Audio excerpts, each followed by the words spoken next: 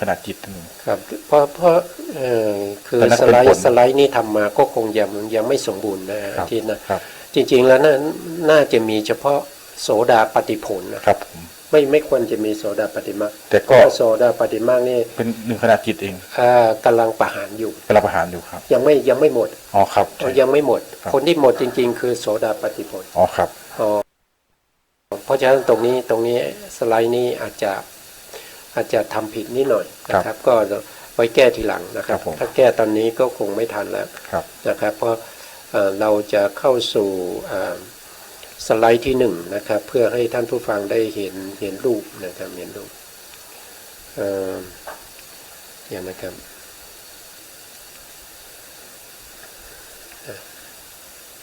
สไลด์นี้ก็เป็นสไลด์ที่เกี่ยวกับเรื่องของอนุสัยข้อความส่วนใหญ่ก็มาจากพระไตรปิฎกฉบับ91เล่มนะครับ91เล่มส่วนที่มาเติมก็จะมีบางส่วนนะครับเพราะว่าพระไตรปิฎกเนี่ยที่แปลมาใน91เล่มเนี่ยเขาแปลไม่สมบูรณ์เท่าไหร่นะครับในเรื่องของอนุสัยนะครับเท่าที่เราตรวจเช็คดูนะครับเรื่องของอนุสัยในยมกะเนี่ยนะครับยมกะอนุสัยเนี่ยเขาแปลมาไม่สมบูรณ์นะครับไม่สมบูรณ์เพราะฉะนั้นเราก็จะเพิ่มเติมข้อความลงไปนะครับไม่ได้เพิ่มเติมลงไปในพระไตรปิฎกนะครับเพียงแต่เราเพิ่มเติมลงไปในอรรถกถาเฉพาะที่เราศึกษาตอนนี้เท่านั้นเองนะครับเราไม่ได้ไปแก้อรรถกถาหรือว่าไม่ได้ไปแก้พระไตรปิฎกนะครับเราใช้ในการศึกษาเพื่อให้ท่านผู้ฟังและผู้ชมได้เกิดความเข้าใจมากขึ้นเอาความรู้ที่ทำเข้าไปใส่ที่ส่วนที่ขาดหายไปครับก็จะให้พวกเราได้เข้าใจมากขึ้นผมก็นำมาจากพระไตรปิฎกนะครับพิธรรมปิฎกยมกะเล่มที่5นะครับเล่มที่5ภาคที่1นะครับภาคที่1ตอนที่2หน้าที่3นะครับหน้าที่3ก็จะมีเรื่องของอนุสัยนะครับเรื่องของอนุสัยวาระนะครับเราก็ครั้งที่แล้วเราศึกษาไปครั้งก่อนโน้นนะครับตอนนี้เราก็มาศึกษาต่อนะครับเพราะว่าหน้า1หน้า2เนี่ยเราศึกษาไปครั้งที่แล้วแล้วนะครับในอนุสัยในที่เราจะศึกษาตรงนี้นะครับเขาก็มีข้อความว่าอุปติฐานะปุคละวาระอนุโลมนะครับเขาบอกอนุโลมนั่นคืออนุโลมในที่นี้ก็คือหมายถึงว่าเป็นอนุโลมปุจฉาก็คือเป็นคำถามที่ถามตามปกตินะไม่ได้ถามย้อนกลับนะครับว่าโดยนี้ตรงสีตรงนี้นะครับตรงที่ว่าโดยที่เกิดของอนุสัยเนี่ยอันนี้ผมเติมเองนะครับนี่ผมเติมเองเพื่อให้เกิดความเข้าใจนะครับต่อไปนะครับต่อไปกามาราคานุสัยนุสยะนั่นเองนะครับเป็นบาลีนะนุสยะมูละนะครับท่านเขียนไว้อย่างนี้นะเขามีข้อความว่าไงครับอาทิตย์ครับเอกมูละกามาราคานุสยะมูละปฏิคานุสยะมูลีครับตรงนี้ก็คือหมายความว่ายังไงครับนี่มีเอกมีมูละเดียวบทตามบทเดียวตัวตามตัวเดียวแล้วก็เริ่มด้วยกามราคานุสยะกามราคานุสัยแล้วก็ปฏิคานุสัยเป็นตัวถามตัวคู่กันครับคู่กันยมกที่เขาจะแสดงเป็นคู่ครับการแสดงเป็นคู่นี่ทำให้เรามีการเปรียบเทียบนะครับแล้วทำให้เราเกิดความเข้าใจได้ง่ายขึ้นเอกามูละนี่เขาหมายถึงกามาราคานุสัยมูละตรงนี้นะครับกามาราคานุสัยมูละเนี่ยจะเป็นตัวที่เป็นบทตั้งพูดง่ายๆเป็นบทตั้งนะเป็นมูละนะเป็นมูละส่วนปฏิคานุสัยเนี่ยเขาเป็นมูลีมูลีก็คือเป็นบทตามนะบทตามก็คือเป็นตัวที่เวียนกันเข้ามานะครับมีปฏิคานุสัยแล้วก็มีอะไรต่อไปครับปฏิคานุสัยมานานุสัยทิฏฐานุสัยวิจิกิจฉานุสัยแล้วก็อวิชชานุสัย และภาวาราคานุสัยเพราะฉะนั้นที่เป็นมูลีนี่ก็จะมีเหลือ6ตัวมีเหลืออยู่6ทั้งหมดมี7ครับเป็นบทตั้งที่1เหลือ6ครับครับมีมูลีได้6ตัวสุดบทตั้งที่เป็นมูลก็คือเอากามาราคานุสัยเนี่ยนะครับหรือว่ากามาราคานุสยมูละเนี่ยมาเป็นบทตั้งเอาไว้นะครับแล้วก็เอาบทที่เหลือนะครับเช่นปฏิฆานุสัยครับแล้วก็มานานุสัยทิฏฐานุสัยวิจิชานุสัยอวิชชาแล้วก็ภาวาราคานุสัยก็คือมาเปลี่ยนตรงที่เป็นมูลีเป็นไล่เป็นข้อเป็น6เป็นข้อไปครับครับในตรงนี้ผมก็เพิ่มขึ้นมานะครับที่ว่าอนุโลมปุจฉาเนี่ยนะครับคำถามเขาจะมีนะครับว่ากามาราคานุสัยนอนเนื่องอยู่แก่บุคคลใดปฏิฆานุสัยก็นอนเนื่องอยู่แก่บุคคลนั้นใช่ไหมกามาราคานุสัยเนี่ยก็คือเป็นตัวโลภะที่ในโลภะมูลจิต8นะครับแล้วก็กามาราคานุสัยเกิดแก่ใครครับมีปุถุชน4แล้วก็โสดาปฏิมรรคโสดาปฏิผลอนาคามีมรรคสกทามีมรรคสกทามีผลครับมีอยู่แสดงมีถ้าว่าโดยมากเนี่ยเราว่าโดยมากมันแค่ขนาดจิตเดียวนะขนาดจิตเดียวและในขณะนั้นเป็นเวลาที่เขากำลังประหารอนุสัยครับนะครับมรรคจิตนี่เป็นตัวที่กำลังประหารอนุสัยเพราะฉะนั้นในที่นี้เราจะไม่เอาเราเฉพาะผลก็ได้กันแล้วกันนะครับเพราะฉะนั้นก็มีปุถุชน4นะครับแล้วก็มีโสดาปฏิผลโสดาปฏิสกทาคามีผลอีก1รวมก็เป็น6บุคคลครับ6บุคคลนะครับบุคคลที่มีราคานุสัยเนี่ยมีอยู่6บุคคลนะครับนอนเนื่องอยู่แก่บุคคล6บุคคล6บุคคลนั้นก็คือปุถุชน4ครับแล้วก็โสดาปฏิผล1สกทาคามีผล1ครับแล้วเขาก็ถามต่อไปว่าปฏิฆานุสัยก็นอนเนื่องแก่บุคคลนั้นใช่ไหมปฏิฆานุสัยนี่คือโทสะนะครับองค์ธรรมคือโทสะปฏิฆานุสัยนี่ผู้ที่ละปฏิฆานุสัยคือพระอนาคามีกับพระอนาคามีมรรคนะครับอนาคามีมรรคนะครับนั่นแสดงว่าบุคคลที่ยังมีปฏิฆานุสัยก็คือปุถุชน4ปุถุชน4โสดาปฏิผล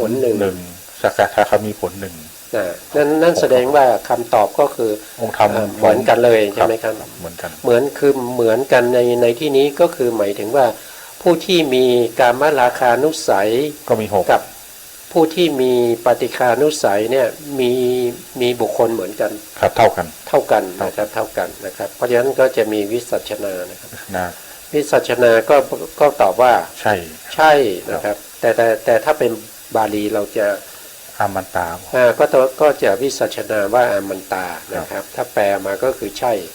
แล้วก็จะมีวงเล็บบุคคลเอาไว้นะครับแต่ตรงนี้นะครับมันไม่ชาติแผ่นชาตินี่ยังไม่สมบูรณ์นะครับตรงที่ปฏิมรรคเนี่ยต้องเป็นปฏิผลนะครับเพราะว่ามรรคจิตมันไม่แค่ขณะเดียวนะครับขณะเดียวก็ไม่ถือว่าแล้วในขณะนั้นกำลังประหารอนุสัยอยู่จะถือว่ามีหรือไม่มีก็ไม่ได้เพราะว่ากำลังประหารอยู่แต่ผู้ที่ประหารกรรมอนุสัยคือพระอนาคามีผลนะครับแต่อันนี้ยังมีอยู่แล้วใช่อันนี้เท่าที่มีอยู่แล้วนะโสดาปฏิผลโสดาปฏิมรรคก็มีอยู่เพราะว่าเขามีจิตที่เป็นมรรคจิตขณะเดียวเพราะฉะนั้นก็ไม่เว้นไปควรจะมีจันเพราะที่ผู้ที่ประหารราคานุสัยคือโสดอนาคามีมรรคอนาคามีมรรคที่ละได้แต่อันนี้ก็ยังถึงเป็นมรรคหรือผลก็ต้องมีแล้วกรรมานุสัยอยู่ใช่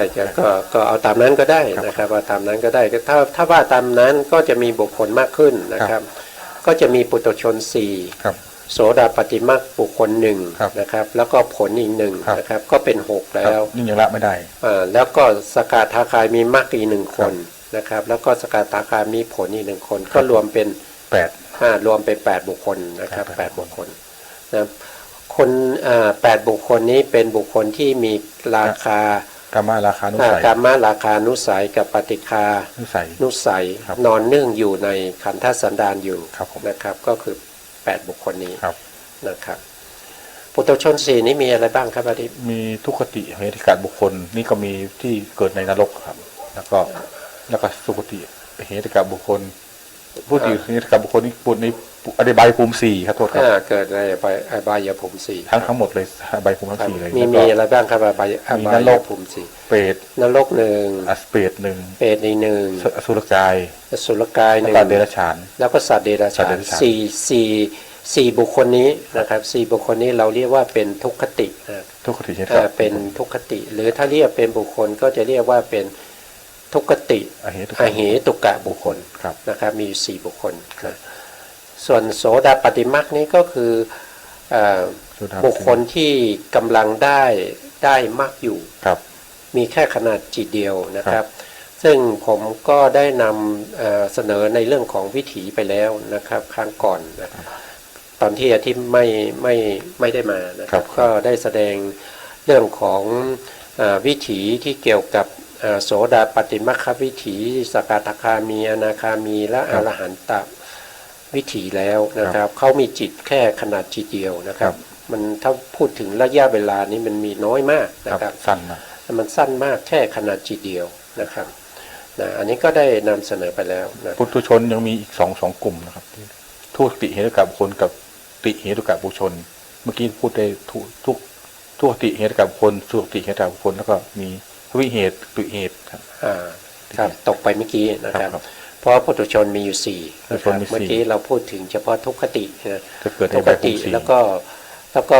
ขาดไปสาม ขาสาม เพิ่มเติมคือ อเหตุกับสุติเหตุกับบุคคลที่เป็นเกิดเป็นมนุษย์ที่พิการบ้าใบบอดหนวกตั้งแต่กำเนิดนะครับแล้วก็เทวดาชั้นต่ำครับ อันนี้เรียกว่าเป็น สุติเหตุกับสุคติอเหตุกับบุคคล ครับมีสุขติอเหตุกะบุคคล ครับ นะครับ แล้วก็ต่อไปครับ จะเป็นทวิเหตุครับอันนี้กับทวิเหตุก็เปิดเป็นบุคคลธรรมดาแต่ไม่สามารถจะมีปัญญาไม่มีปัญญาประกอบครับ ทวิเหตุนี้ต้องเติมคำว่าทวิเหตุกะบุคคล ครับทวิเหตุกับบุคค ท ล วิเหตุกะบุคคลอีกหนึ่งนะครับ แล้วก็ ซึ่งบุคคลคนนี้เขาเกิดมาด้วยเหตุสอง ครับ ก็เลยเรียกว่าเป็นทวิเหตุกะ ครับอโลภะกับอโทสะครับที่เกิดมาด้วยเหตุ ที่เขาอาศัยเกิดมาเหตุสองเหตุนั้นก็คือ อโลภะกับอโทสะ อโลภากาโทสะนะครับแต่ไม่มี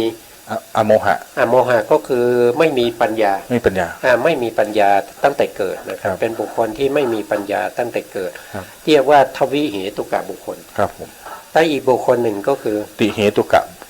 ติเหตุกะบุคคลครับ ติเหตุกะบุคคลเนี่ยจะต้องมีคำว่าปุถุชนด้วย ครับ เพราะว่าติเหตุกะเนี่ยมันบางทีอาจจะเป็นพระอริยบุคคล อ๋อครับ เพราะว่าเขามีเหตุสามเขา อ๋อครับ สามารถที่จะปฏิบัติธรรมให้ได้โสดาปัตติมรรคก็ได้ ครับ นะสกทาคามีมรรคอนาคามีมรรคอรหันตมรรคก็ได้ ครับ นะครับบุคคลที่เป็นติเหตุกะเนี่ยมันสามารถจะเป็นพระอริยะเจ้าก็ได้ ได้ ครับ ฌานก็ได้ฌานลาภีบุคคลก็ได้ ครับ เพราะฉะนั้นเราก็จะเติมคำว่าปุถุชนลงไป ครับผม เพื่อจะแบ่งแยกว่าติเหตุกะบุคคลเหล่านี้เป็นปุถุชนนะครับ นะครับก็จะมีอยู่รวมแล้วก็จะเป็นสี่เนาะ ครับผม ครับรวมแล้วก็เป็นสี่ ครับ นะครับแล้วก็ต่อไปหมดแล้วยังครับเนี่ย อาจารย์ถ้าปุถุชน ถ้าเขาปุถุชนนี่คือติเหตุกะบุคคล แต่ถ้า ไม่ใช่ติเหตุกะปุถุชน ปุถุชนปุถุเหตุบุคคล ครับผม แต่ถ้าเป็นสา ถ้าม ารถ เป็น พระอริยเจ้า เป็นโสดาบัน ครับ เนี่ยก็จะชื่อว่าเขาเป็นติเหตุกะเหมือนกัน แต่ไม่ใช่ปุถุชน แต่ไม่ใช่ปุถุชน เปลี่ยน ครับ ไปแล้วครับเปลี่ยน ครับผมครับไม่ใช่ปุถุชน ครับ อันนี้เป็นอนุโลมปูชานะครับ ต่อไปเป็นปฏิโลมปูชาคำว่าปฏิโลมหมายความว่ายังไงครับ ถามย้อนกลับ เป็นการถามย้อนกลับ ครับ เราก็จะเห็นได้ว่าปฏิโลมกับอนุโลมจะต่างกันนะครับ ตรงอนุโลมเนี่ยเรายึดเป็นหลักไว้ก่อนนะครับ อนุโลมเนี่ยคำแรกที่เขาขึ้นต้นเขาจะใช้คำว่าก ามาราคานุสัย กามราคานุสัย นะครับ แต่ถ้าเป็นปฏิโลมเนี่ยคำแรกเนี่ยเขาจะใช้คำว่า เอาตัวหลังขึ้นก่อน เป็นปฏิคานุสัย ก็คือเอาปฏิคานุสัยที่อยู่ข้างหลังนะครับ มาตั้ ที่ ง อยู่ข้างหลังมาเป็นบทตั้ง ครับ นะครับมาเป็นบทตั้ง แล้วก็เอา กามา การมา ราคานุสัย นุสัยะครับ มาเป็นบท ที่เป็นบ บทตั้งของอนุโลมเนี่ย ครับ มาเป็นบทถาม บทถาม อยู่ข้างหลังนะครับเป็นสันสยบทอยู่ข้างหลังนะครับก็สลับกันอย่างนี้ก็จะเรียกว่าเป็น เป็น ปฏิโลม ปฏิโลมครับ นะครับเป็นปฏิโลมนะ แสดงคู่มีอนุโลมปฏิโลมอะไร ครับก็ มี4 คู่จำไม่ได้ อ่า อันสันนิษฐานบท อันนั้นไว้ทีหลังนะครับ ถ้าเราพูดมากไปเดี๋ยวท่านผู้ฟังจะสับสนนะครับเอาแค่นี้ก่อน ครับ เอาแค่นี้ก่อนนะครับในปฏิโลมปุจฉาเนี่ยท่านก็จะมีข้อความว่าก็หรือว่าปฏิคานุสัยนอนเนื่องแก่บุคคลใด ครับ นะครับปฏิคานุสัยก็คือความโกรธความไม่พอใจความไม่ชอบใจความเสียใจอะไรทั้งหลายเนี่ยนอนเนื่องอยู่แก่บุคคลใด ครับ นะครับบุคคลนั้นก็มีกามาราคานุสัยนอนเนื่องอยู่ใช่ไหมเขาถามว่าอย่างนี้ ครับผม นะ ต้องถามต้องดูว่าบทตั้งเป็นปฏิคานุสัยมีเกิดนอนเนื่องอยู่ในขันธ์สันดานของบุคคลใดนะครับ ครับ เราจากความเข้าใจของผมนะครับ ปฏิคานุสัยเนี่ยใครละได้บ้างมีที่ละได้ก็มีพระอนาคามีพระอรหันต์นอกนั้นก็คือยังละไม่ได้คือนอกนั้นคือมีหมดนะครับตั้งแต่ปุถุชน4โสดาปฏิมรรคโสดาปฏิผลอนาคามีสักกะคามีมรรคสักกะมีผลนี่มีหมด ครับ 8บุคคลครับ ครับก็ว่าไปก็คือเหมือนเดิม เหมือนเดิมครับ ครับคำตอบก็คืออมันตาเหมือนเดิม ครับอมันตาใช่ นะครับแต่ในพระในอภิธรรม ครับ ปิฎกฉบับแปลนะครับเขาไม่ได้วิสัชนาไว้ ครับ เขาไม่ได้วิสัชนาไว้นะครับ เราก็มาเพิ่มเติมลงไปนะครับเพิ่มเติมลงไปนะครับก็คือปุถุชน4 ครับ โสดาปฏิมรรค1โสดาปฏิผล1สกทาคามีมรรค1สกทาคามีผล1นะครับวันนี้ก็เป็นเรื่องของการละเป็นเรื่องของให้รู้ว่าบุคคลไหนมีอานุสัยเท่าไหร่อย่างไร ครับ นะครับก็คือการเกิดนั่นเองว่าโดยวาระของการมีอานุสัยในบุคคลนั้นเองนะครับต่อไปในแผ่นต่อไปครับอันนี้เขาบอกว่าจบในเรื่องของการมาราคาการมาราคานุสยมูละปฏิคานุสยมูลีนะครับก็จบคู่นี้ไปนะครับก็จะเป็นคู่ใหม่ คู่ใหม่ นะครับคู่ใหม่ก็จะเห็นได้ว่าการมาราคานุสยมูละยังมีอยู่นะครับแต่ปฏิคานุสยมูลีหมดไปแล้ว ครับ ตัวที่เพิ่มมาใหม่ก็คือ เป็นตัวต่อไปคือมานานุสยมูลีครับ เป็นมานานุสยมูลีนะครับก็จะเปลี่ยนคู่ไปเรื่อยๆอย่างนี้นะครับมีอนุโลมไปโลมเหมือนเดิมครับ ครับก็จะมีอนุโลมว่า การมาราคานุสัยนอนเนื่องหนึ่งอยู่แก่บุคคลใด มานานุสัยก็นอนเนื่องในแก่บุคคลนั้นใช่ไหม ครับอันนี้ก็คือคำถามนะครับ ครับ คำถามที่พระพุทธองค์ทรงปุจฉานะครับปุจฉาแต่การปุจฉาของพระพุทธองค์ในเรื่องนี้พระพุทธองค์ไม่มีความประสงค์จะให้คนอื่นตอบ ครับ นะครับพระพุทธองค์จะเป็นผู้วิสัชนาเองก็คือจะเป็นผู้ตอบเองนะครับถ้าเรามาอธิบายในอนุโลมปุจฉาก่อนนะครับ ในอนุโลมปุจฉาเนี่ยถ้าเขาบอกว่าการมาราคานุสัยมีแก่บุคคลใด ครับ นะครับมานานุสัยก็มีแก่บุคคลนั้นใช่ไหมเขาถามอย่างนี้นะครับ ครับ การมาราคานุสัย ครับ มีแก่บุคคลใด ครับ มานานุสัยก็มีแก่บุคคลนั้นใช่ไหม ครับ นะครับก็วิสัชนาว่านะครับนะครับ ใช่อมันตา ใช่อมันตานะครับใช่อมันตา แต่ถ้าว่าไปการมาราคานุสัยเนี่ยเขาจะก็จะยังเหมือนเดิมเหมือนที่เราผ่านมาคู่แรกที่บอกว่าการมาราคานุสยมูละปฏิคานุสยมูลีก็ยังเหมือนเดิม เหมือนเดิมองค์ธรรมเหมือนเดิม แต่จะได้เหมือนเดิม แต่มานานุสัยนี้องค์ธรรมจะมากขึ้นครับ ครับอันนั้นเดี๋ยวต่อไปนะครับก็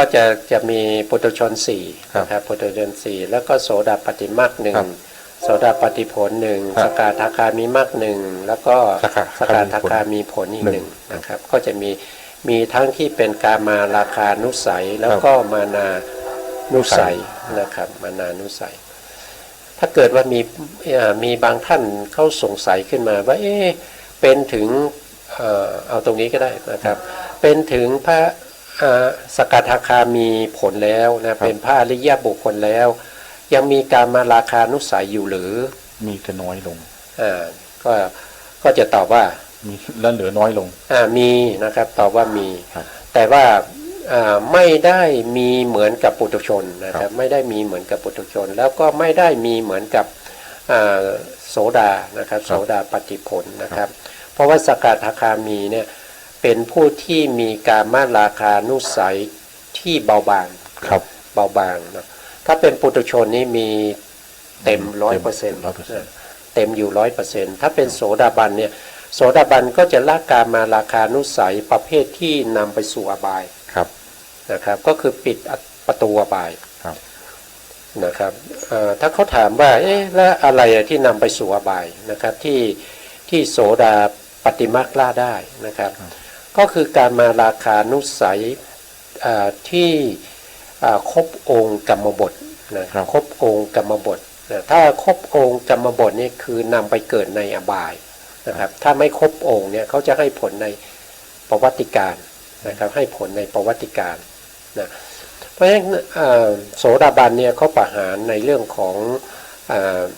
ภพภูมิไป4 ภูมินะครับที่เป็นอบายภูมิ เพราะฉะนั้นการมาราคานุสัยที่นำไปสู่อบายนี้ก็จะไม่มีนะครับเพราะฉะนั้นการกระทำของพระโสดาบันเนี่ยเขาจะไม่ได้มีความจงใจในการที่จะทำในเรื่องของการมาราคานุสัยให้ครบองค์นะครับถ้าพูดอย่างนี้งงไหมงงไหมที่งงไหมก็ที่ได้เรียนมาก็คือโกรธไหมโกรธแต่มันไม่ไปพาไปสู่อบายนะครับที่เรียนมาก็มีคำโกรธอยู่แต่ไม่พาสู่อบายครับถ้าโกรธเนี่ยมันเป็นปฏิฆาเรากำลังพูดถึงการมาราคานุสัยมีถ้าการมานุสัยก็ท่านโสดาบันก็ยังมีอะไรนะมีคู่อะไรผัวเมียอยู่มีผัวมีเมียอยู่ครับก็ยกตัวอย่างเช่นนะอาทิตย์พูดถึงเรื่องของคู่ครองนะครับคู่ครองสามีภรรยานะครับเพราะฉะนั้นก็นึกออกมาได้ว่าอย่างเช่นบุคคลที่เป็นโสดาบันเนี่ยเขาจะไม่ผิดกาเมนะไม่ผิดกาเมครับเขาไม่ผิดกาเมนะครับถึงแม้ว่าจะเอาอะไรเอาเงินเอาทองเอาทรัพย์สมบัติหรือว่าจะยกที่ดินยกรถยนต์ให้นะให้เขาไปผิดกาเมเนี่ยเขาผิดไม่ได้เขาจะเอาไม่ผิดเนี่ยเพราะฉะนั้นโสดาบันเนี่ยศีล 5เขาจะบริสุทธิ์ไม่ว่าในเรื่องของการที่จะทำปาณาติบาตการเบียดเบียนสัตว์นะครับการที่จะลักทรัพย์เช่นถือเอาสิ่งของที่เจ้าของเขาไม่ได้ให้นะครับด้วยอาการลักทรัพย์นะครับประพฤติผิดในกามนะครับหรือว่ามุสานะครับหรือว่าจะเป็นดื่มสุราอย่างเงี้ยโสดาบันเขาจะไม่มีนะครับผมเขาจะไม่มีนะครับเพราะฉะนั้น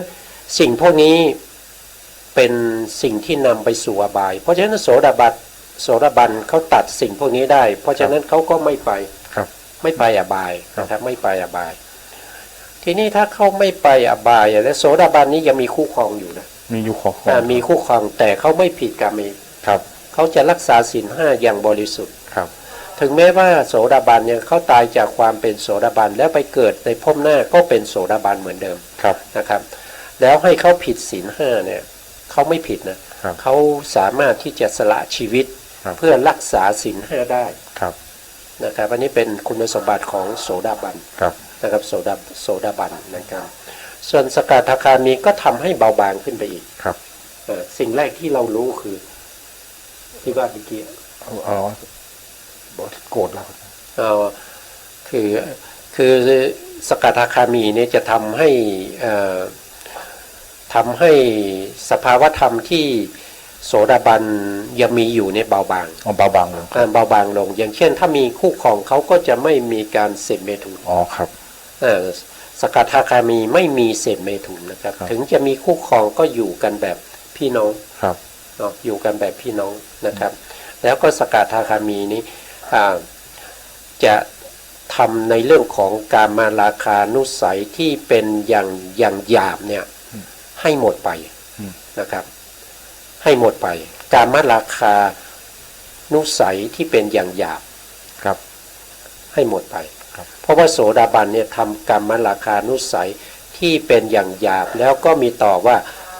ที่เป็นอย่างหยาบที่นำไปสู่อบายให้หมดไปครับยังเหลือในส่วนที่เป็นอย่างหยาบแต่ไม่นำไปสู่อบายครับผู้ที่จะทำลายกามาราคานุสัยที่เป็นอย่างหยาบแล้วไม่นำไปสู่อบายก็คือพระสกทามีพระสกทาคามีครับก็จะเป็นสกทาคามีนะครับสกทาคามีนะครับก็จะเป็นคุณธรรมเป็นระดับชั้นขึ้นไปแต่ยังมีอยู่ใช่ไหมครับมันมีอะไรมีกามาราคานุสัยมีอย่างละเอียดครับมีกามาราคานุสัยที่เป็นอย่างละเอียดนะครับอย่างละเอียดแต่ที่เขาทำเนี่ยเขาทำลายในส่วนที่เป็นอย่างหยาบแต่อย่างหยาบนั้นไม่ได้นำไปสู่อบายนะครับแต่ถ้าเป็นโสดาปัตติผลเนี่ยเขาทำลายอย่างหยาบประเภทที่นำไปสู่อบายนั่นแสดงว่าการมาราคานุสัยเนี่ยมีอยู่3ระดับระดับที่1ก็คือเป็นการมาราคานุสัยที่เป็นอย่างหยาบแล้วก็นำไปสู่อบายแล้วก็อันที่2ก็คือการมาราคานุสัยที่เป็นอย่างหยาบแต่ไม่นำไปสู่อบายถ้าเทียบได้กับศีลได้ป่ะครับศีล5กับศีล8ถ้าศีล5นี่ไปเป็นไม่เทียบถ้าศีล8นี่จะไม่ศีล5กับศีล8นี่มันคนละศีลกันนะครับศีล5นี่เขาเรียกว่าเป็นนิจศีลนิจศีลนี่เป็นศีลของสัตว์ทั้งหลายถ้ามาเทียบกับโสดาบันนี่ได้ไหมครับแล้วก็สามีนี่เป็นศีล8จะละเอียดขึ้นมาอีกหน่อยเป็นอุโบสถศีลจะเทียบโดยอุปมาอย่างนั้นก็ได้แต่ถ้าว่าโดยสกทาคามีผลเนี่ยสกทาคามีผลเนี่ยบางท่านก็ไม่ได้ถือศีล8นะครับเทียบอุปมาเขาถือศีล5เขาถือศีล5เขายังครองอยู่เขายังครองเรือนอยู่นะครับแต่เขาไม่มีเมถุนธรรมไม่มีเมถุนธรรมพูดเมื่อกี้ว่าไงนะครับกามาราคานุสัยครับมีอยู่บุคคลอยู่8บุคคลครับที่มีกามาราคานุสัยอยู่ครับกามาราคานุสัยเมื่อกี้พูดถึงว่ามีอยู่3ระดับมีอยู่3ระดับก็คือการมาราคานุสัยที่เป็นอย่างหยาบแล้วก็นำไปสู่อบายผู้ที่ละได้ก็คือโสดาบันโสดาปฏิมรรคก็แล้วกันนะครับตรงตัวดีผู้ที่ละได้คือโสดาปฏิมรรคนะครับแล้วก็ในส่วนที่2ก็คือการมาราคานุสัยที่เป็นอย่างหยาบแต่ไม่นำไปสู่อบายผู้ที่ละได้ก็คือสกทาคามีมรรคนะครับสกทาคามีมรรคนะครับแล้วก็การมาราคานุสัยที่เป็นอย่างละเอียดนะครับอย่างละเอียดที่โสดาบันยังประหารไม่ได้สกทาคามีก็ละไม่ได้ผู้ที่จะละการมาราคานุสัยที่เป็นอย่างละเอียดเนี่ยก็ต้องเป็นพระอนาคามีก็เป็นพระอนาคามีนะครับเพราะฉะนั้นจะมีอยู่3ระดับนะครับ3ระดับเนี่ยที่เราพูดถึงการมาราคานุสัยนะครับแล้วในปฏิฆานุสัยก็เช่นเดียวกันนะครับเช่นเดียวกันในปฏิฆานุสัยก็มี3ระดับอย่างนี้เหมือนกันครับกามาในความอยากได้แล้วก็ปฏิฆาในความโกรธครับอันนี้ก็เข้าใจในส่วนที่เป็นการมาราคานุสัยแล้วนะครับต่อไปเขาก็จะถามต่อไปว่าบุคคลที่มีการมาราคานุสัยเนี่ยบุคคลนั้นก็ยังมีมานานุสัยอยู่ใช่ไหมครับก็จะตอบว่าอันนี้ต้องแสดงองค์ธรรมก่อนนะอาจารย์มานานุสัยมานานุสัยนี่กว้างกว่าแต่ในที่นี้ต้องเอาบทตั้งเอาสันสยบทนี้เป็นหลักนะครับเพราะฉะนั้นองค์ธรรมเขาเอาเฉพาะในส่วนที่เหมือนกันเท่านั้นเพราะฉะนั้นคำตอบก็คืออมตะก็คือใช่นั่นเองนะครับเพราะกามานุสัยนี้จะเล็กกว่ามานานุสัยมานานุสัยจะมีเพิ่มอีกสองท่านคืออาคานาคามีมรรคอนาคามีผลครับใหญ่เล็กประถามใหญ่ใช่เล็กทำใหญ่ใช่เหมือนเราถามว่าจังหวัดเชียงใหม่อยู่ในประเทศไทยใช่ไหมในเล็กทำใหญ่ใช่แต่ถ้าประเทศไทยอยู่ในจังหวัดเชียงใหม่ใช่ไหมอันนี้นี่ไม่ใช่ครับ ก็คือเรื่องของสังสยะ ครับ กับเขาเรียกว่าสันนิฐานบทกับสันสยบท ครับ นะครับก็คือสันนิฐานบทนี้จะเป็นบทตั้งนะครับแล้วเวลาถามเนี่ยต้องถามให้อยู่ในสันนิฐานบทเท่านั้น ครับ นะครับอย่าให้เกินสันนิฐานบท ใช่ อย่างนี้เขาจะเรียกว่าเป็นยมกะยมกะนะครับถามนอกจากนี้ไม่ได้ ครับ นะครับเพราะฉะนั้นข้อนี้ก็ตอบว่าใช่ ใช่ นะครับเพราะว่าองค์ธรรมเหมือนกัน ถึงแม้ว่ามานานุสัยนี้จะกว้างกว่า กว้างกว่า ในส่วนที่กว้างกว่านั้นเขาไม่เอาเขา ไม่ ตั เอา ดทิ้ง ครับครับ เขาตัดทิ้งเพราะว่าตัวตั้งคือ ตัวกามาราคานุสัย ครับเพราะฉะนั้นตัวมานานุสัยที่เกินกว่ากามราคานุสัยก็ต้อง ตัดทิ้ง ตัดทิ้งไป ครับ นะครับถ้างั้นถ้าพูดอย่างนั้นมันไม่จบแล้ว ครับ มันสรุปไม่ได้ ครับ นะครับสรุปไม่ได้ ครับ นะครับต่อไปครับต่อไปนะครับต่อไปในอภิธรรมยมกะในหน้าที่4นะครับในหน้าที่4นะครับก็จะมีคำถามนะครับเป็นปฏิโลม ไปลง นะครับ ครับถาม ก็หรือว่ามานานุสัยนอนเนื่องแก่บุคคลใด ครับ กามราคานุสัยก็นอนเนื่องแก่บุคคลนั้นใช่ไหม ครับ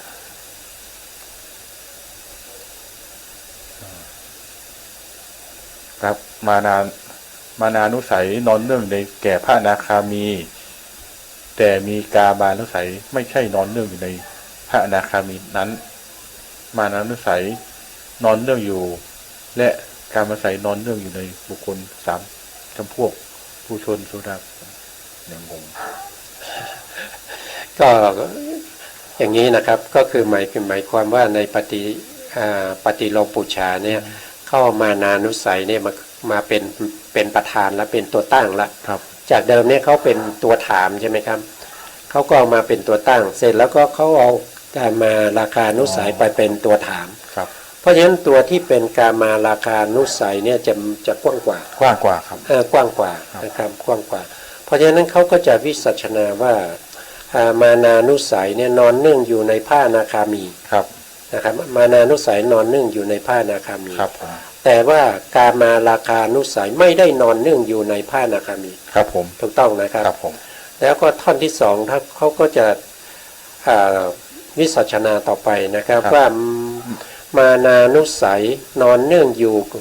และการมาราคานุสัยก็นอนเนื่องอยู่ แก่บุคคล3จำพวกบุคคล3จำพวกนั้นก็คือ สุภชน4 ปุถุชน โสดาปฏิผลแล้วสกทาคามีผล 4ก็จะเป็น ครับ เขาไม่เอามากเนาะ ครับ เขาไม่เอามากเขาแค่บุคคล3เท่านั้นเองนะครับบุคคล3เท่านั้นเอง ต้องดูวิสัชนามี2ส่วนนะครับมานานุสัยที่อยู่ในพระอนาคามี แต่กามานุสัยไม่กามานุสัยมี2ส่วนนะกามานุสัยอยู่ในพระอนาคามีโทษครับ อนาคามีไม่มีกามานุสัย มานานุสัยมี2ส่วนมีอยู่พระอนาคามีด้วย แล้วก็ผู้ชน3จำพวกด้วยครับ ครับครับก็อันนี้ถ้าลักษณะนี้ก็คือเป็นคำถามที่เป็นปริปุณณปัญหานะครับ เป็นปริปุณณปัญหาก็คือเขาจะมี ใช่ครับ องค์ธรรม ไม่ใช่ครับ องค์ธรรมเนี่ยองค์ธรรมนี้จะกว้างกว่า กว้าง ครับองค์ธรรมก็คือพวกที่เป็นปุถุชน ครับ นะครับเพราะว่าเขาถามอะไรเขาถามเป็นบุคคลนะครับเขาถามเป็นบุคคล เพราะฉะนั้นเวลาเราจะตอบเราก็ตอบเป็นบุคคลนะครับบุคคลก็คือตรงนี้ก็คือผ้าอนาคามีนะครับเป็นผ้าอนาคามี ครับ นะครับเขาบอกว่ามานานุสัยเนี่ยนอนเนื่องอยู่ในผ้าอนาคามี ครับ นะครับแล้วก็การมาราคานุสัยไม่ได้เขาใช้คำว่าไม่ใช่นะครับ ไม่ใช่ ไม่ใช่นอนเนื่องนะครับนั่นแสดงว่าอนาคามีไม่มีการมาราคานุสัย ครับผม ครับอันนี้เป็นคือหมายถึงว่ารับก่อนแล้วปฏิเสธ ครับ นะครับพระอนาคามีเนี่ยมีมานานุสัยแต่ไม่มีกามาราคานุสัย ครับ นะครับแต่บุคคลนอกไม่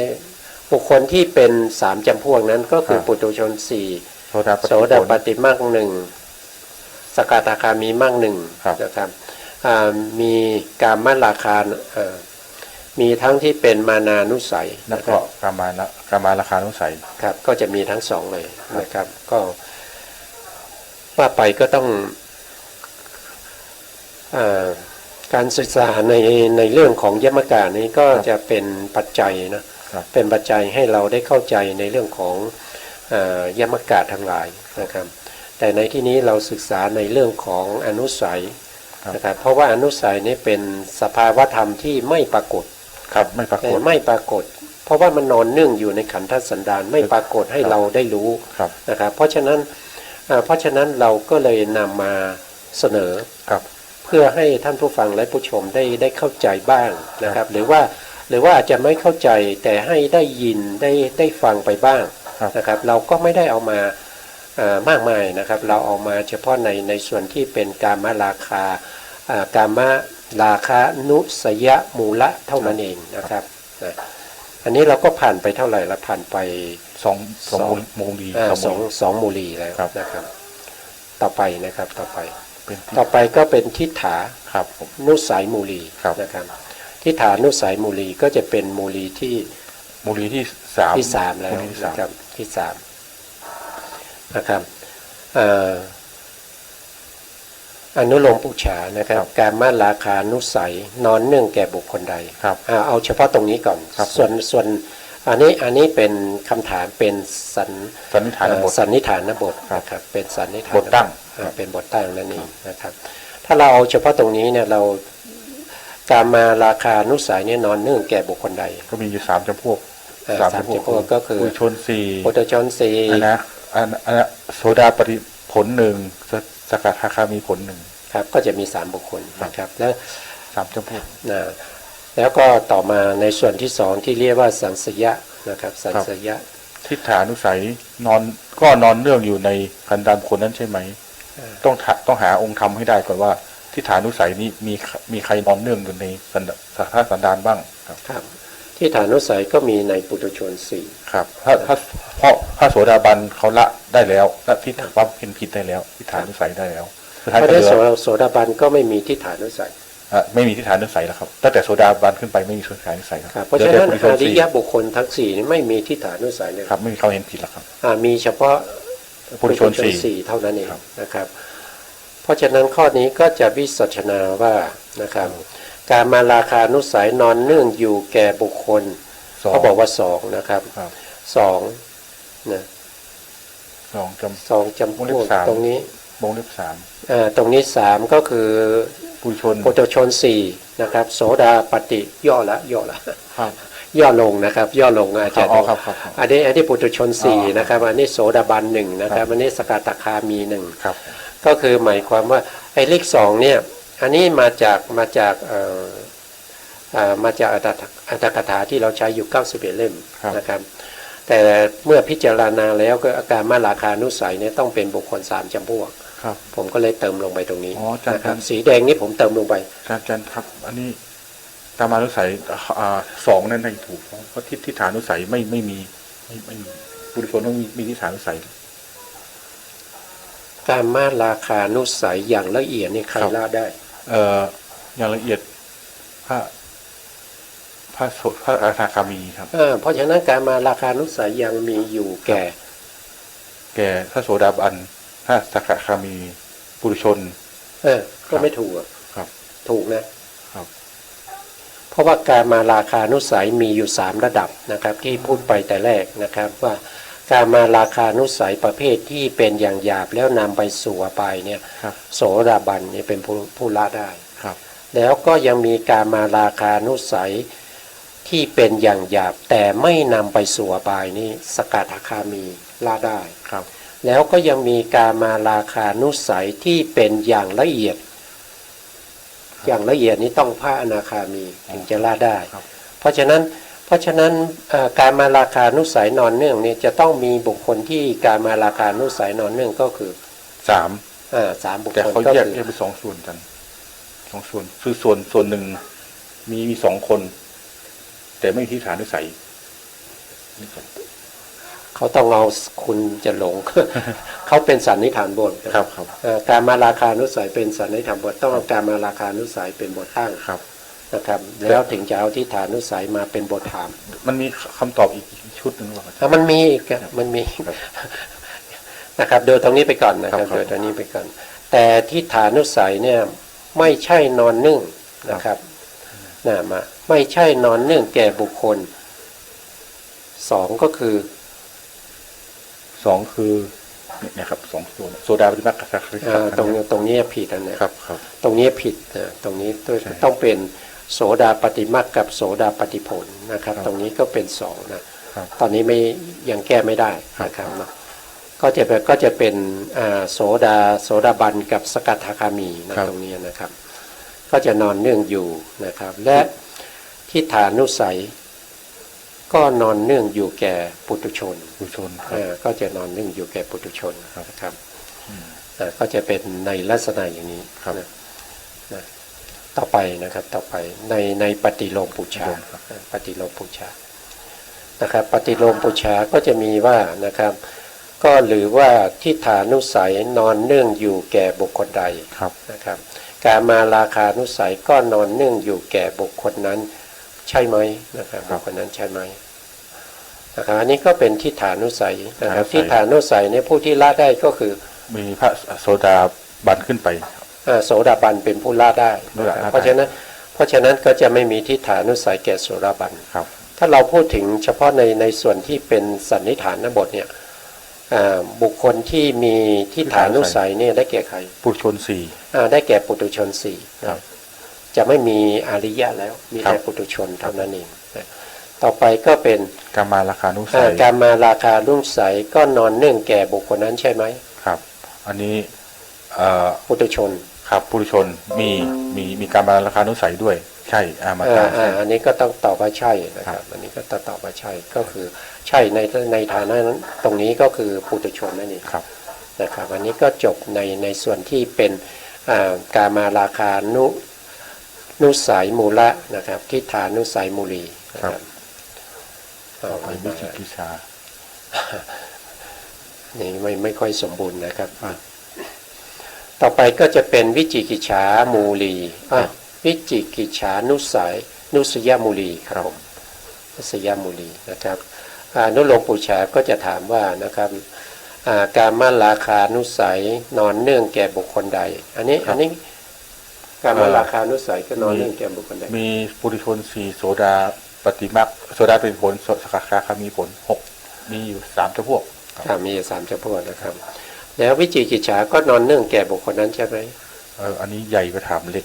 ใหญ่กว่าถามเล็กต้องตอบแยกครับตอบแยกอันนี้วิจิกิจฉาผู้ที่ละได้คือพระโสดาบันครับโสดาบันละได้นะครับก็จะมีวิสัชนาอย่างนี้นะครับก็จะเป็นปริปุณณปัญหาเพราะว่าข้างหน้านี้มีองค์ธรรมที่มากกว่านะครับข้างหลังนี้องค์ธรรมเขาก็คือปุถุชนสี่เท่านั้นเองข้างหน้ามีทั้งปุถุชนแล้วก็อริยะโสดาบันกับสกัทาคามีนะครับอันนี้ยังวิสัชนาไม่ครบนะครับต้องเป็นอย่างนี้นะครับเขาก็วิสัชนาว่าการมาราคานุสัยนอนเนื่องแก่บุคคล2จำพวกคือจริงๆแล้ว3นะครับก็คือปุถุชน4โสดาบัน1สกัทาคามี1นะครับ3จำพวก3จำพวกแต่วิจิกิจฉานุสัยไม่ใช่นอนเนื่องแก่บุคคลนั้นบุคคลนั้นในที่นี้คือโสดาปฏิผลแล้วก็สกัทาคามีผลนะครับส่วนการมาราคานุสัยนอนเนื่องและวิจิกิจฉาก็นอนเนื่องก็คือปุถุชนนะครับก็คือปุถุชน4นั่นเองนะอันนี้ยังไม่มีคำยังไม่มีคำปุจฉามีวิสัชนาก่อนนะครับนะอันนี้เป็นปฏิโลมปุจฉานะครับ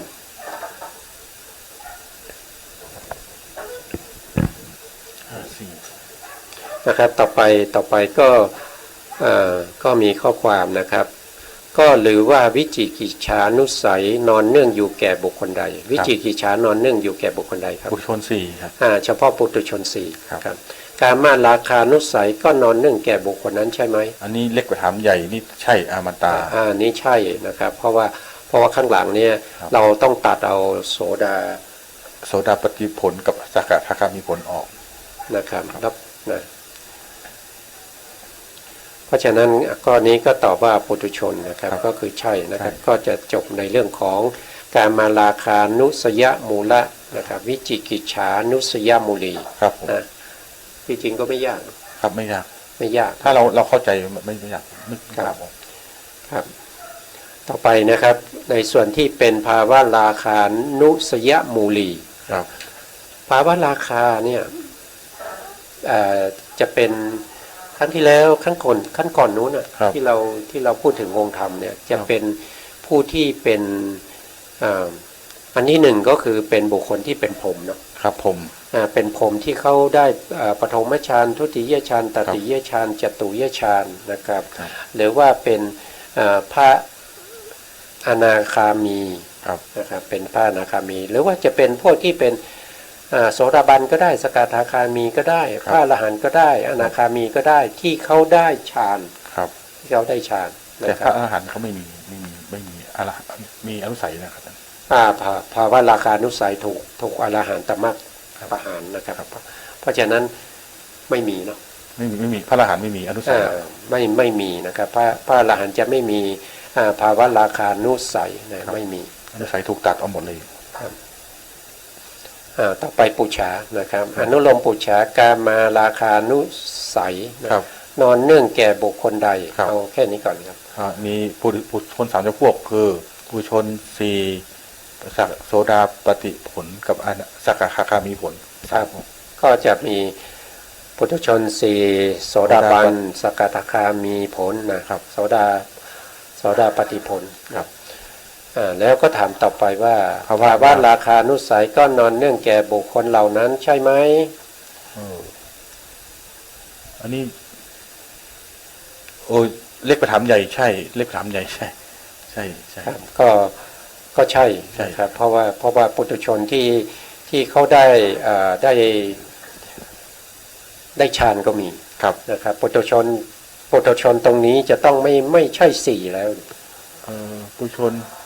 โอ้ใช่เนาะผู้ ปุถุชนตรงนี้ก็จะต้องเป็นติ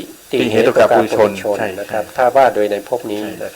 ที่เราเคยพูดกันเมื่อครั้งก่อนนู้นนะครับว่าปุถุชนเนี่ยที่เราเวียนว่ายตายเกิดมาอนันตชาติเนี่ย ครับ บุคคลที่ไม่เคยได้ฌานไม่มีนะครับ ใช่ไหมครับไม่เคยได้ฌานไม่มี ครับ เคยได้ฌานมาทุกคนนะครับ แต่ว่าฌานนั้นอาจจะไกลมาก ครับ อาจจะเป็นภพที่ไกลเหลือเกินที่เราไม่สามารถที่จะระลึกได้ถึง ครับ สภาวะของความมีฌานเป็นอารมณ์ ครับ เพราะฉะนั้นภาวะราคานุสัยก็จะไม่เกิดแก่บุคคลนั้น ทุกคน เพราะว่าระลึกไม่ได้ ครับ นึกไม่ได้ อ๋อ อย่างเช่นบุคคลที่ระลึกถึงฌานปฐมฌานไม่ได้เนี่ยไม่เคยได้ สมมติว่าในภพนี้เราไม่เคยได้เนี่ยในภพนี้เราจะไม่มี ครับ ภาวะราคานุสัยนะครับ อ๋อครับไม่เคยได้ฌาน ไม่เคยได้ฌานในภพนี้ ครับ แต่ถ้าเราเคยได้ฌานภพนี้เนี่ยนั่นแสดงว่าเรามีภาวะราคานุสัย อ๋อครับติดใจในความสงบของฌาน ใช่ติดใจในความสงบของฌานแล้วก็ติดใจในรูปฌานนะรูปฌานที่เขาได้ ครับ นะก็จะ อ๋อถ้าคนไม่เคยได้ฌานก็ไม่มีตัวนี้ภาวะราคานุสัย ก็จะไม่มีภาวะราคานุสัย อ๋อ นี่จะไม่มีภาวะราคานุสัย ต้องเป็นบุคคลที่ได้ฌาน ครับ นะครับตรงนี้ปุถุชนนี่ก็ถือหมายถึงบุคคลที่ได้ฌานนะครับ ได้ฌานเพราะฉะนั้นบุคคลที่ได้ฌานก็จะเป็นปุถุชน ติเหตุกับผู้ชน ก็จะเป็นติเหตุกับปุถุชน แล้วก็จะต้องเป็นบุคคลที่ได้ฌานด้วย ได้ฌานด้วยครับ อย่างปัจจุบันนี้ติเหตุกับปุถุชนก็มีเยอะนะ มีเยอะแต่ไม่ได้ฌาน แต่บางคนก็ได้บางคนก็ไม่ได้ เราไม่รู้ว่าใครได้ไม่ได้นะครับนะเพราะฉะนั้นเราก็ต้องไม่ทิ้งก็เลยต้องใส่ไว้ว่ามีปุถุชนด้วยนะครับนี่มีปุถุชนด้วยนะอันนี้ก็เป็นอนุโลมปุจฉานะครับต่อไปปฏิโลมปุจฉาปฏิโลมปุจฉาก็จะถามว่าภาวะราคานุสัยนอนเนื่องแก่บุคคลใด ครับ อันนี้ก็คือนอนเนื่องแก่บุคคลที่ได้ฌานทั้งหลาย นะครับ ก็มีตั้งแต่ติเหตุกาปุถุชน สักกะคามีผลโสดาปฏิผลสักกะคามีผลอนาคามีผล เอาเฉพาะผลก็เอาแล้ว ครับ เพราะว่าตัวมากเนี่ยมันแค่ขนาดจิตเดียว ครับก็มีปุถุชนสี่ โสดาปฏิผลสกทามีผลอนาคามีผลอริยพระอนาคาไม่มีละอริยบุคคลสามเบื้องหลังเบื้องหลังสามครับนะก็จะได้ก็จะมีภาวะราคานุสัยนะครับแล้วต่อไปก็บุคคลที่มีภาวะราคานุสัยเนี่ยมีการมาราคานุสัยด้วยไหมใช่ก็มีไม่ใช่ก็มีเนี่ยนี่เป็นต้องแยกเป็นปริกณาปัญหาครับใช่ก็มีไม่ใช่ก็มีบุคนะครับวิสัชนานะครับวิสัชนาก็จะอยู่ในหน้าที่6นะครับหน้าที่6เขาจะวิสัชนาว่าอย่างนี้นะครับว่าภาวะราคานุสัยนะครับนอนเนื่องอยู่แก่พระอนาคามีพระอนาคามีแต่การมานุสัยไม่ได้นอนเนื่องอยู่แก่พระอนาคามีอันนี้คือเขารับก่อนแล้วก็ต้องปฏิเสธรับแล้วก็ปฏิเสธนี่ส่วนแรกนี่ส่วนแรกแล้วก็ส่วนต่อไปก็คือภาวะราคานุสัยนอนเนื่องนอนเนื่องและการมาราคานุสัยก็นอนเนื่องแก่คน3จำพวกนะครับ3จำพวกคืออะไรจบแล้วก็ไม่ได้เติมมานะครับ3จำพวกก็คือตรงนี้แหละครับก็คือปุถุชนติเหตุกับปุถุชนหนึ่งโสดาปฏิผลสกทาคามีผลครับก็จะเป็นตรงนี้นะครับก็มาเติมตรงนี้สังเกตว่าจะมีภาพบทแรกจะมีรับก่อนแล้วก็ปฏิเสธทีหลังแล้วบทที่2ก็คือจะรับทั้งคู่เลยทั้งหน้าทั้งหลังครับต่อไปครับในส่วนอันนี้จะเป็นมูลีสุดท้ายแล้วครับคืออวิชชานุสยมูลีนะครับการมาราคาการมาราคานุสัยมูละอวิชชานุสยมูลี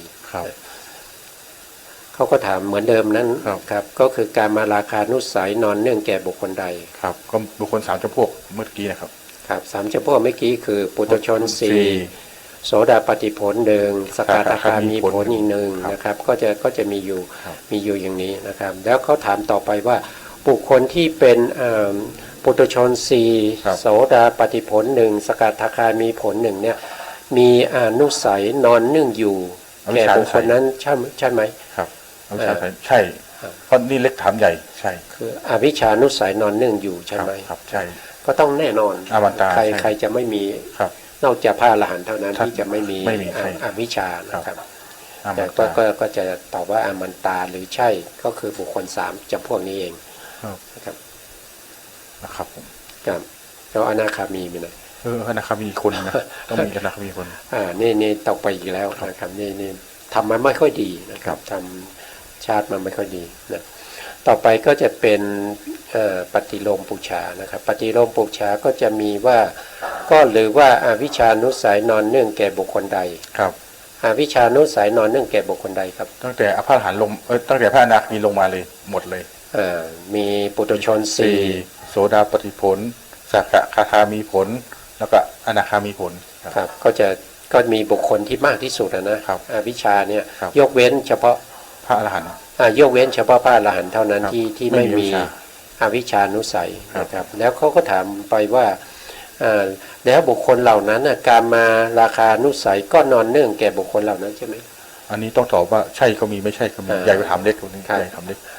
ใช่ก็มีไม่ใช่ก็มีและส่วนไหนใช่ไม่ใช่นะครับเราก็มาดูต่อนะครับวิสัชนาเขาก็บอกว่านะครับวิชานุสัยนอนเนื่องแก่พระอนาคามีนะครับแต่การมาราคานุสัยไม่ได้นอนเนื่องแก่พระอนาคามีอันนี้คือส่วนแรกแล้วก็วิชานุสัยนอนเนื่องอยู่และการมาราคานุสัยก็นอนเนื่องอยู่แก่บุคคล3จำพวกครับผมก็คือปุถุชน4โสดาปฏิผลสกทามีผลครับก็จบนะก็จบในเรื่องของการมาราคานุสยมูละอวิชชานุสยมูลีแล้วก็จบทั้งหมดในเรื่องของการมาราคานุสยมูละนะครับก็จบนะครับก็คงไว้แค่นี้นะครับเลยเวลาแล้วนะเลยเวลาแล้วนะครับผมนะครับการศึกษาในเรื่องของภาพพิธรรมก็เป็นเรื่องที่ละเอียดนะครับเป็นเรื่องที่ละเอียดที่เราจะต้องพูดถึงในเรื่องของ อนุสัยด้วยนะครับเพราะว่าอนุสัยเนี่ยเป็นสภาวธรรมที่ถูกประหารด้วยมรรคนะครับมรรคมีองค์8ที่อยู่ในมรรคจิตแล้วมรรคจิตนั้นจะต้องมีนิพพานเป็นอารมณ์ด้วยนะครับถ้าไม่มีนิพพานเป็นอารมณ์เนี่ยมรรคจะไม่ครบ8นะครับมรรคอาจจะเป็นสัมมาทิฏฐิสัมมาทิฏฐิก็อยู่ในมหากุศลก็ได้นะครับที่เป็นปัญญาที่เป็นในมหากุศลนะครับที่มีอะไรจะคุยกับท่านผู้ฟังไหมครับครับก็ได้เรียนเรื่องกามราคานุสัยนะครับเป็นมูละมาละวันชั่วโมงเนี่ยครับก็ละเอียดมากเขาเป็นทุกแง่ทุกมุมเลยครับได้เข้าใจหมดเลยครับดังนั้นก็ไม่มีอะไรแล้วเราก็จำเป็นต้องลาท่านผู้ฟังและผู้ชมนะครับเวลาหมดแล้วนะครับครับสุดท้ายนี้นะครับก็ขอกราบขอบพระคุณพระครูสมุทรวิศวัตรวรกิจโจผู้อำนวยการสถานีวิทยุเพื่อการศึกษาพระพุทธศาสนาและวัฒนธรรมขึ้น 104.5 FM นะแล้วก็ขอบคุณท่านผู้ฟังและผู้ชมทุกท่านที่ติดตามในรายการพระไตรปิฎกลอยฟ้านะครับแล้วก็พบกันใหม่ครับสวัสดีครับ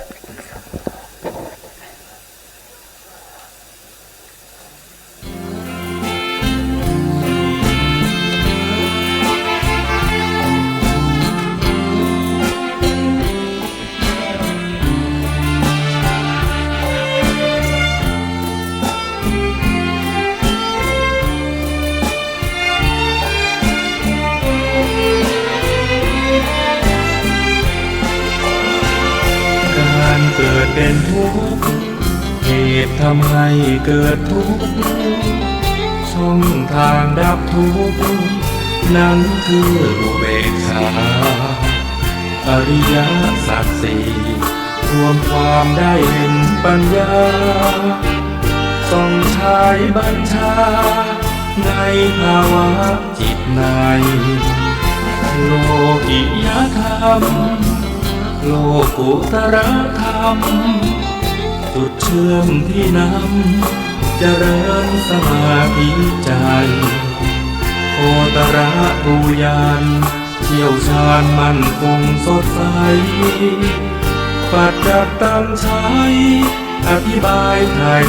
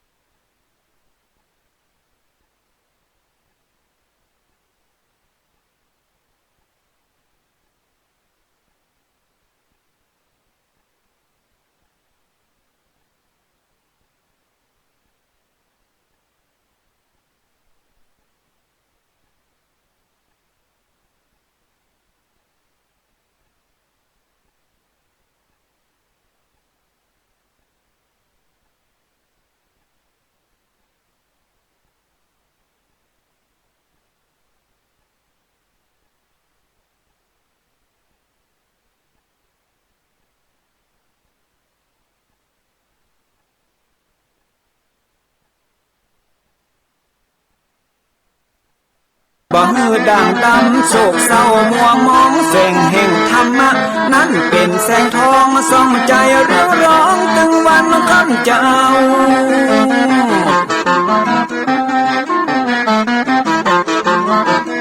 เอาศีลมานำเอาธรรมมาเฝ้าคือจิตใจเฮาจุ่มแย้งฝ่าฟันทุกเห็นต่อไปไปหน้าจะบ่ไหวหวั่นแต่เนิ่นเจิญพี่น้องมาฟังรายการธรรมะเบิกบานตอน6 โมงเจ้า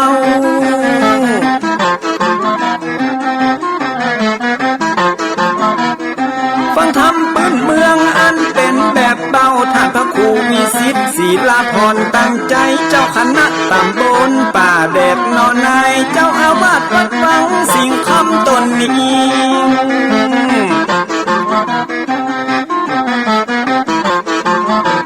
อนุรักษ์ของเก่าล้านนาก่อนกี่คือลูกหลานเฮาตีเกิดมาด้วยกันรักษาของดีเก่าเกลือได้อยู่กู้ถิ่นล้านนาฟังทำแล้วของแผ่วจิตใจเหมือนป่าอยู่ในนาทีนั้นนา